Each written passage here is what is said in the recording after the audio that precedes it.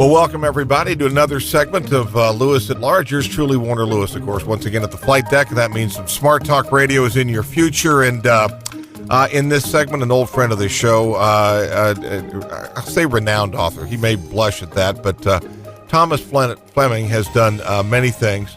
We're going to be talking today specifically about a new work by Mr. Fleming called A Disease in the Public Mind. It's a new understanding of why we fought the Civil War. An interesting take from an interesting guy. Thomas Fleming, again, has been on this show before, the last time talking about the intimate lives of the Founding Fathers. This a little bit more, well, not necessarily pedestrian, just a little bit more gritty maybe. Thomas Fleming's been a frequent guest on PBS, A&E, History Channel. He's contributed articles to American Heritage, MHQ, and many other magazines. All around good guy and scholar. Thomas Fleming, how are you, my friend? I'm delighted to be with you again, Warner, and I must say, could I just insert a brief comment about my relationship to Kansas? During World War II, I sailed around the Pacific on the USS Topeka. Oh, is that right? Yeah, and not only that, but after the war, the people were getting discharged. I was only a kid at the time, but I was 17 when I joined and 18 at this time. But they made me the editor of the ship's paper, which was called, you'll never guess, the Sunflower.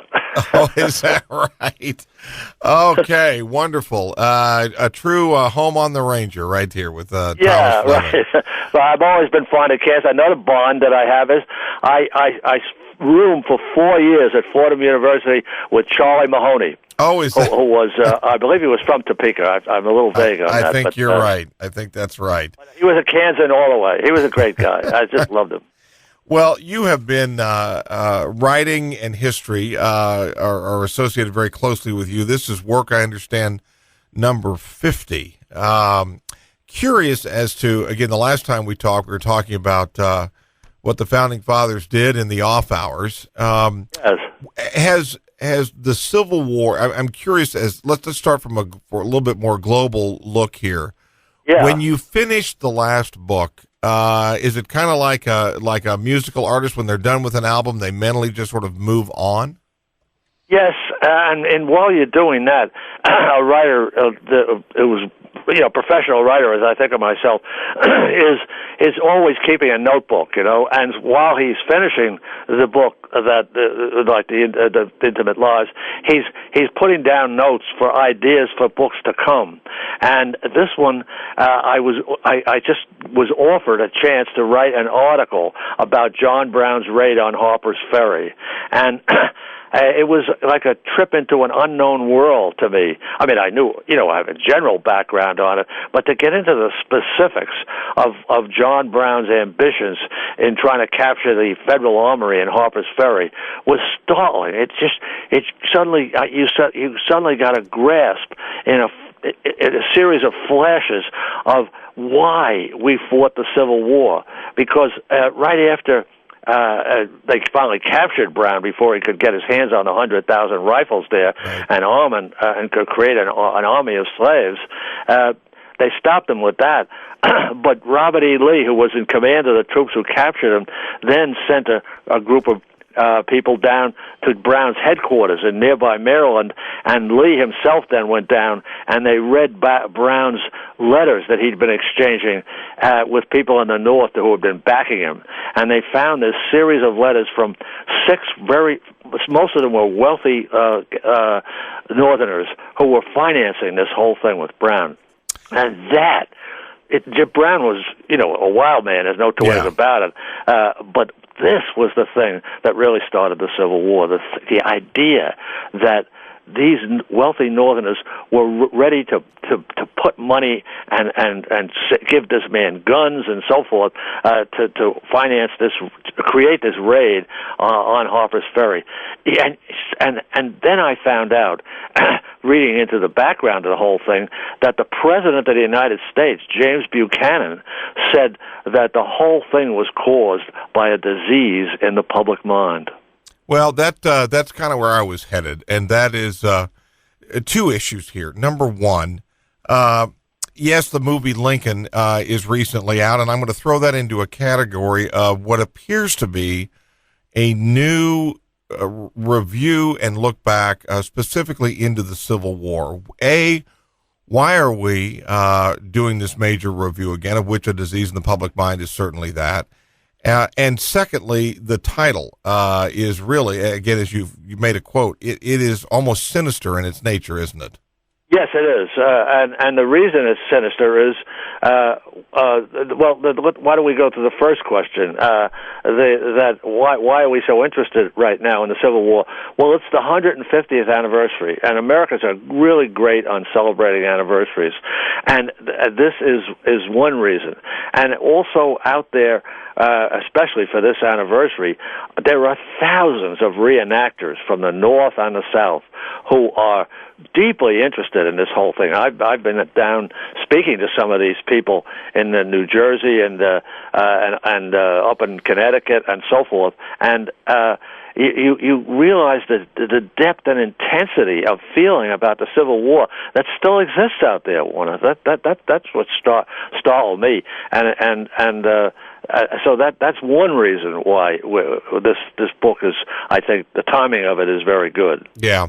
What again here? Let's go global again here a little bit. We're jumping. I'm jumping ahead here just a tad, but sure. How, in your opinion, how did the Americans see themselves differently the day after the war than the day before the war? And I guess what I'm saying is, when the war was over, did we suddenly? What did we think of ourselves? We were, one historian recently wrote a book called The Republic of Suffering. And this is another reason why I wrote this book, because it's a wonderful book. It's written by the woman who's currently the president of Harvard University, Drew Gilpin-Faust. And she tells in incredible detail the tidal wave of grief that this war left in the minds and hearts of Northerners and Southerners. It just absolutely swept the country. And the reason is 1 million men from the North and the South were killed in this war in a population of 31 million. If we had the same war today and had another war today and suffered the same casualties, the total would be 10 million men. So that's the staggering part of it, the terrible wounds that this war inflicted on Americans. And then what really grabbed me, Warner, was when I started to do research beyond the immediate war and realized that we are the only country in the world that fought a war this horrendous to end slavery. Everybody else ended it peacefully. In South America, for instance, Brazil had 3 million slaves. We had 4 million. It was almost as many as we had, and yet they freed them peacefully. In the West Indies, the British had 1 million slaves crammed on these little islands with only a handful of whites there to keep order and so forth, and very rough type of slavery, too, compared to ours. Yet the British freed all these people in 1834 without any bloodshed whatsoever, and they did it by giving $1 billion, that's in our terms, or in our money, $1 billion to the owners. We historians call that compensated emancipation. Would there have been any way to not have fought this war and somehow negotiated it? Any way at all? It would have taken a miracle. This is not my book does not try to argue that, yes, we could have avoided this war if. These diseases of the public mind in the North and in the South, that's the interesting part of it, too, that there were diseases in both sections of the country that collided.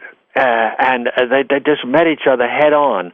But it helps to understand it, because when you grasp the idea that a disease of the public mind is a way of looking at the world, it's beyond public opinion. It's deep-seated philosophy, you might say, of what things are all about in your part of the country and in the other part of the country.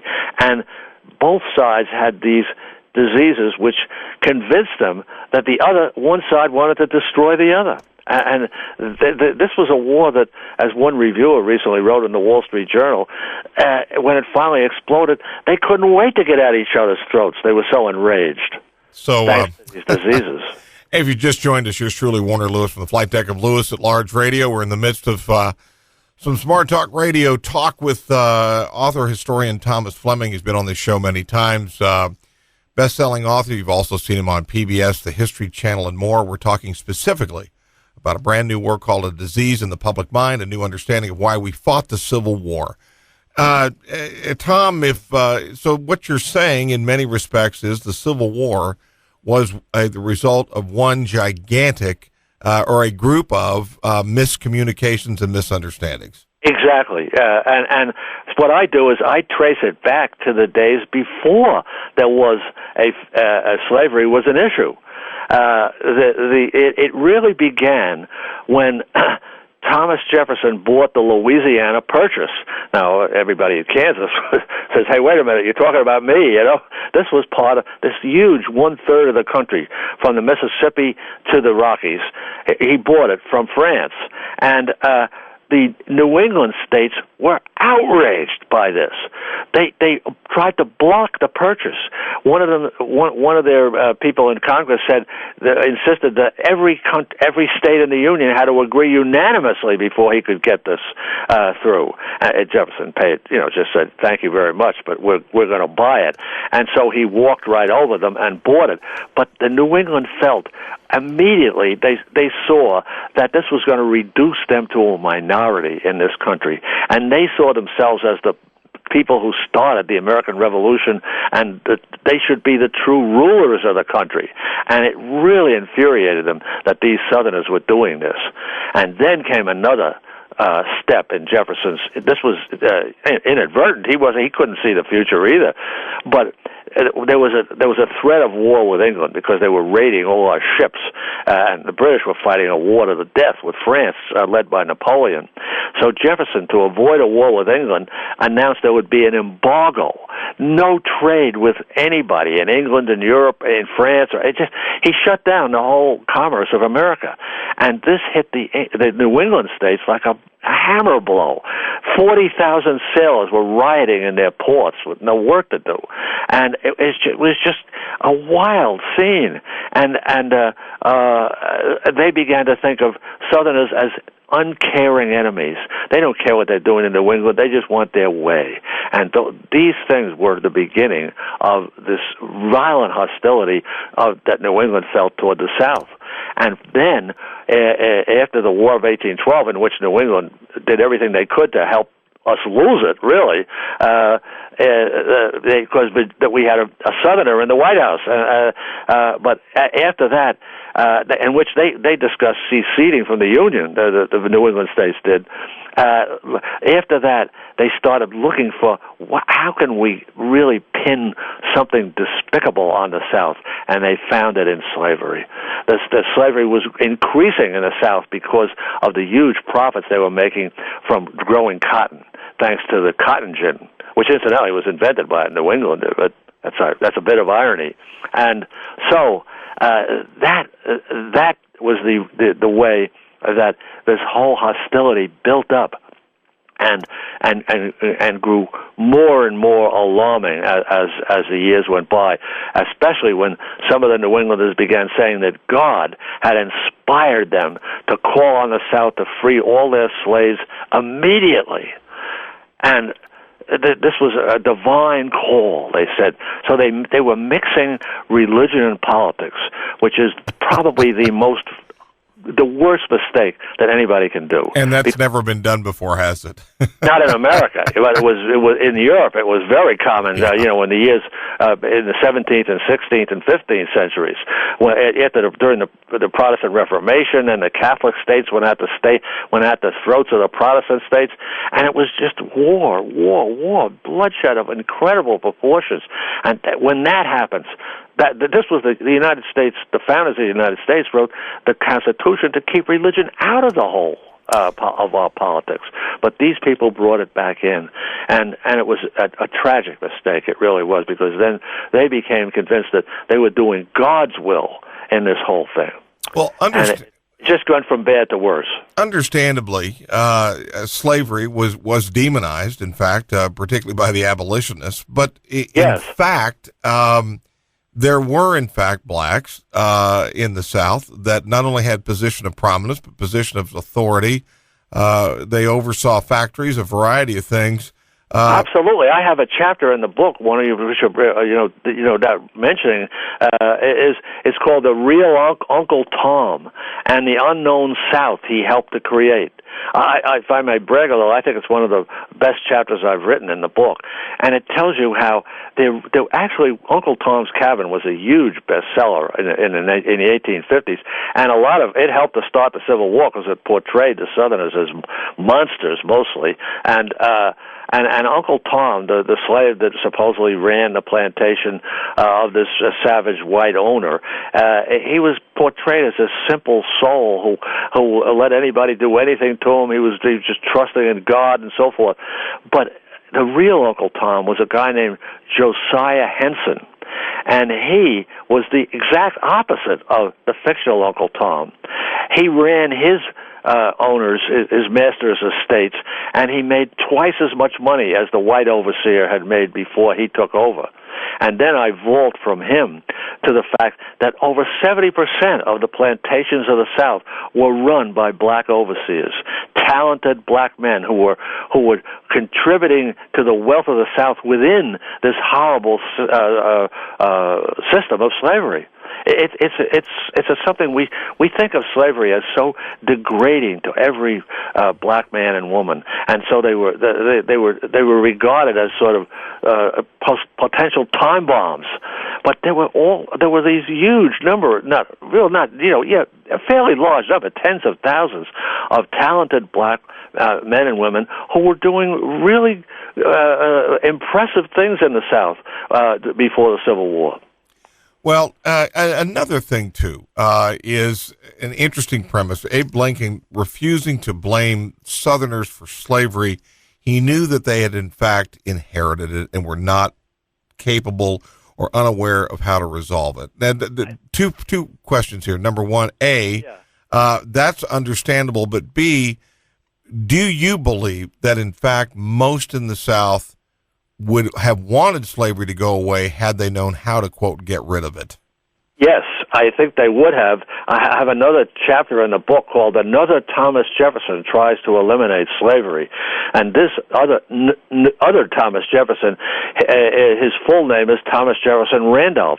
He was Jefferson's grandson, and 5 or 6 years after Jefferson died, he was elected to the Virginia legislature, and he immediately introduced a plan to gradually eliminate slavery, and it triggered the most incredible brawl in the legislature.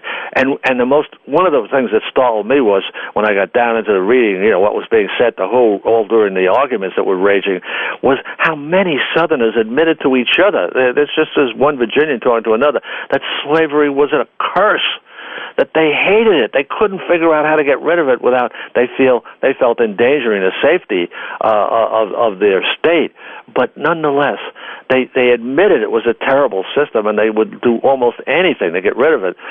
And his plan was defeated by 5 votes, and he was so disappointed, Thomas Jefferson Randolph. But he ran for re-election, and he was determined to push it again in the next session of the legislature. But he suddenly realized he was like batting his head against a stone wall. What had happened in the interval, a few years between the two attempts, the abolitionists had been deluging Virginia with vicious pamphlets and copies of newspapers that they published in the North, calling on the slaves to revolt and smearing the Southerners as rapists and exploiters, and it was just, as Jefferson Randolph put it, they attacked the Southern white man with obscene malignity. They assailed his reputation, and he couldn't get anybody to listen to him thereafter, and that was the end of any hope of a rational discussion of how to end slavery between the North and the South. We do not use malignity much, do we, as a word? No, it's hard to say. As a matter of fact, you have to sort of take a deep breath and say it. But it is a very precise word in many ways to describe what was being done to these Southerners by these Northern abolitionists. Again, we're with historian Thomas Fleming, also a prolific author, book number 50, A Disease in the Public Mind, A New Understanding of Why We Fought the Civil War.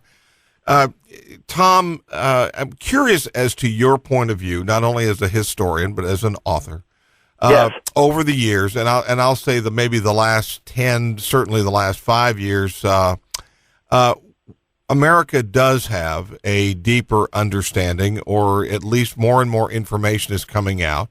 And our original sort of stereotypical why we fought the Civil War has really changed, hasn't it? It has to a good deal, to a good extent, but there's still a core, you might say, of people, both in the North and the South, who have the same feelings and the same resentments.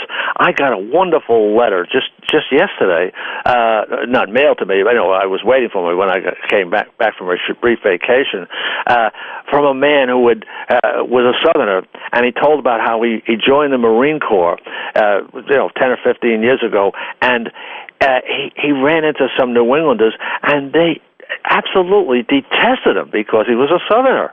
It was the replay of the whole or part of this disease in the Northern mind that was still active in the way they looked at him, and he was expressing his dismay and puzzlement over the fact that these people, he admitted they were a minority of the people that he met, but I think that these are the kinds of people who are polarizing America today about some of the issues we're dealing with, big government versus smaller government, right, that sort of thing. We're expressing violent antipathies and hatreds which are somewhat reminiscent of what was exploding between the North and the South before the Civil War. What this almost feels trite to ask it, but I think I will. What's the, not the headline, but what is our gargantuan historical takeaway as a nation from the Civil War? What did we learn? What did we overcome? And maybe thirdly, did it present new challenges, this new America? Our overwhelming lesson that we learned was that we had.